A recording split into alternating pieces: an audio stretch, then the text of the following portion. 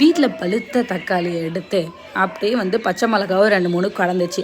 அதையும் பறித்தேன். என்ன செய்யறதுன்னு யோசித்தேன். சரி தக்காளி வச்சிடலாம் அப்படின்னு சொல்லிட்டு தக்காளி ரசம் வச்சிடலான்னு சொல்லிட்டு தக்காளியை வேக வச்சாச்சு.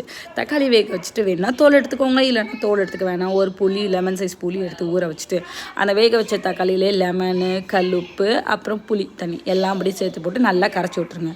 ஒரு மிக்ஸி ஜாரில் மிளகு, சீரகம், காஞ்ச மிளகா, பூண்டு போட்டு நல்லா அரைச்சி எடுத்துக்கோங்க. ஒரு சட்டியில் எதுலையாவது வந்து கடுகு, சீரகம், கருவேப்பிலை எல்லாம் போட்டு அரைச்சி வச்ச அந்த விழுதியும் போட்டு நல்லா கிண்டிக்கோங்க. பெரட்டிட்டு அப்புறம் கொஞ்சம் பச்சை மிளகா போட்டுக்கோங்க. இந்த ரசம் பச்சை மிளகா ரசம்லாம் நல்லா பச்சை மிளகா போட்டுக்கோங்க. பெருங்காயத்தூள் போட்டு நல்லா கிளறிட்டு அந்த கரைச்சி வச்ச தண்ணியை அப்படியே ஆட் பண்ணிவிட்டு நல்லா இந்த ரசம் கொதிக்கணும். இந்த ரசம் கொதிச்சாதான் டேஸ்ட்டு. ஓகேவா?